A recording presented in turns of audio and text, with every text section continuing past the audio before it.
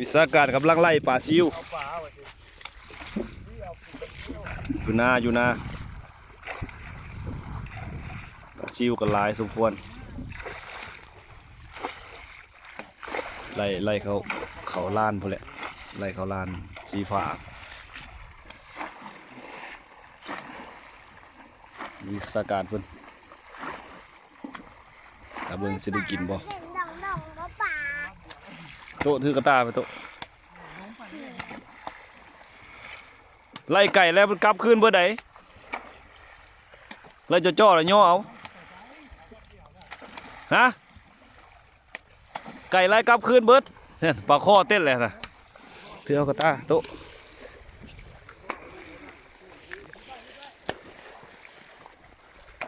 เอาพี่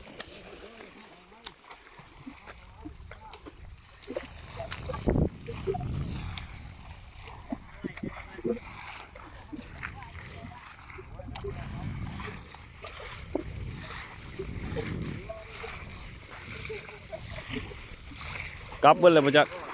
กลับคืนไปเลยมาจัก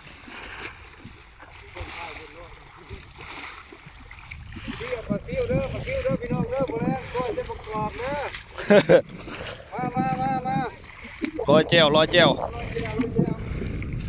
ปลาโคได้ปลาโคใหญ่เลยโคใหญ่เขาเลยนะ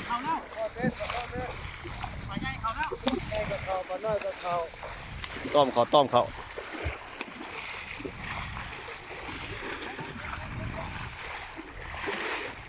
เอาไว้มันจะได้ทำเลย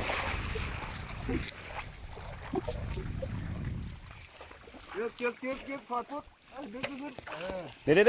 ปลาโคระวังรุดเลยตัดจนนะรุดจกเฮนะไหลใหม่ก็คือเก่าอีกมาทำพิษแล้วมันได้นะโอ้นั้นมันขาดลีกันนะรุ่นแล้วก็แจบแล้วเกมแล้วสังเกตเวลาอะไรแล้วนะมันจะเป็นอะไรมาเบิ่งกันดึงขึ้นก่อนรถโอ้ขาดเลยเข้ามาดึงขึ้นก่อนรถจะมาถึงเลยบ่2คนได้น่ะขึ้นขึ้นตรงนั้นก็ขึ้นกว้างออกกี้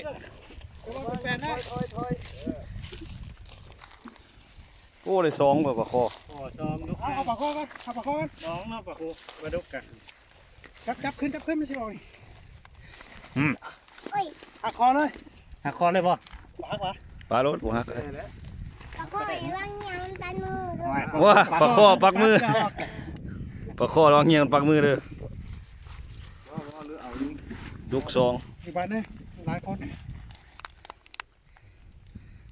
พี่เอาฮักก็อายุ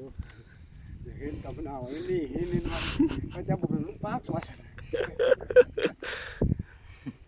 หมดแล้วเจ้าของวัดจับบัวได้ยังฮะนะได้มาไง4 ตัวมัดกันเลยเนาะปลาดุกกับปลาโคลงมาน่ะปลาซิวก็ตัวใหญ่เนาะเป็นตัวใหญ่เนาะ